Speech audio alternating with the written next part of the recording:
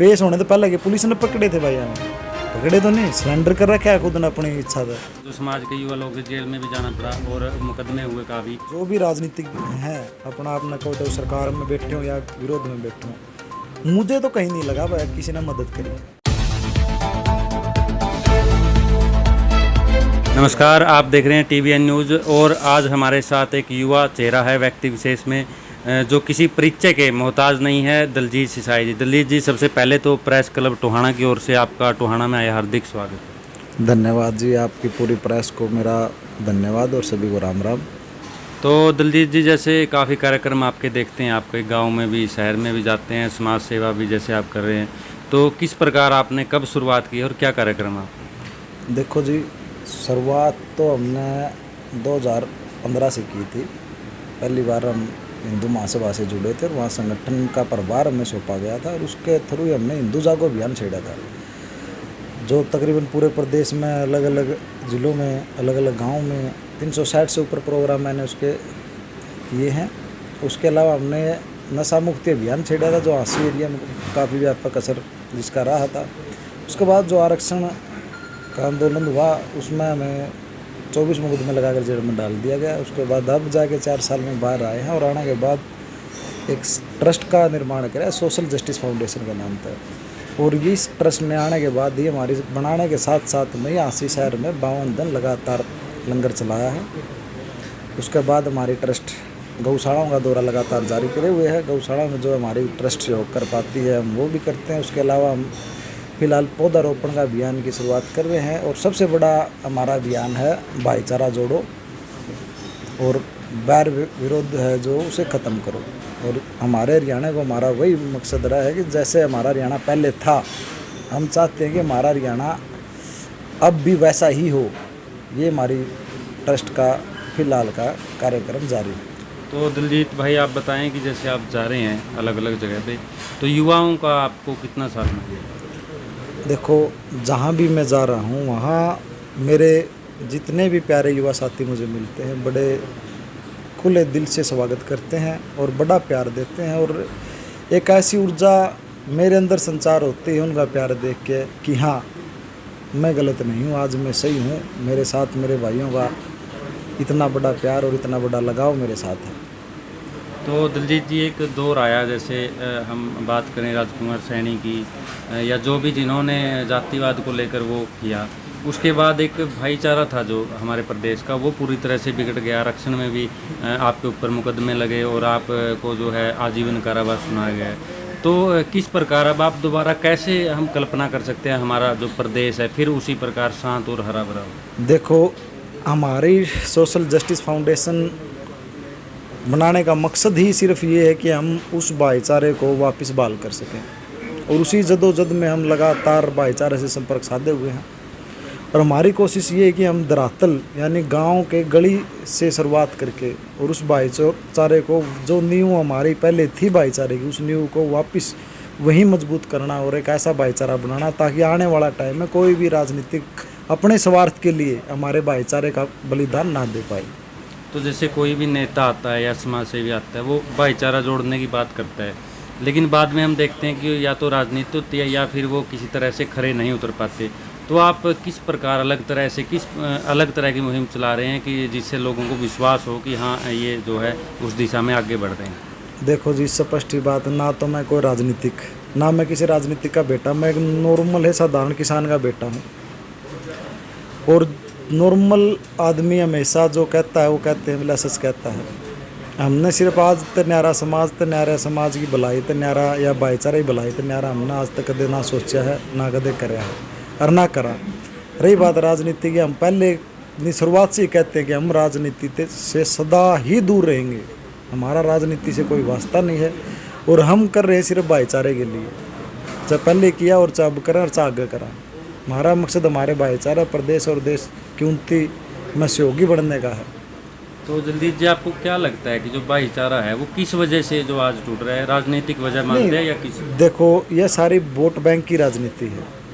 Vote bank अपना बनाने के लिए हर राजनेता, आज आप किसी को भी ले लो, भाजपा के पास हमारे चल एक उदाहरण के तौर पे देखो, जब भाजपा हमारे यहाँ आई सिर्फ मोदी के कारण आई थी।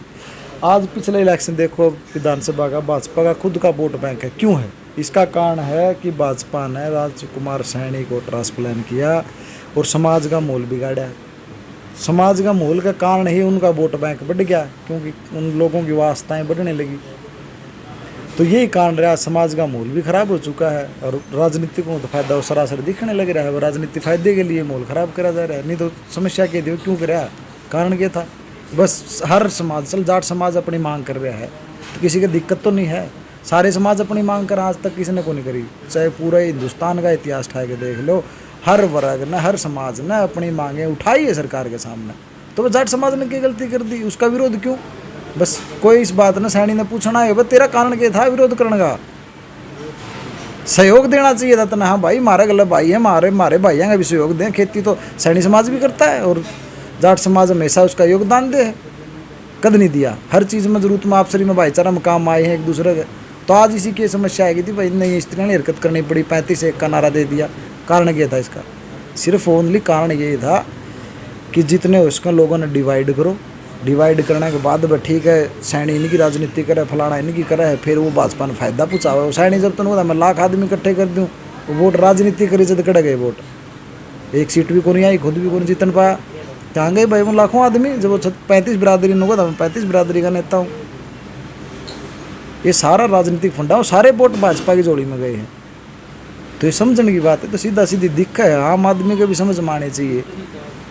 तो दिलजीत जी, जैसे अगर हम बात करें, आपको पैरोल मिली, तो कुछ जो पार्टियों ने एक श्रेय लेने की कोशिश की है कि कह रहे थे कि ये पैरोल उन्होंने दिलवाई है, तो किस मतलब राजनीति पार्टी की ओर से या कोई मतलब किस प्रकार का जो हम कहेंगे एक सहारा कहते हैं जिसको, या अगर हम बात करें कि उन्होंने इसमें मदद की?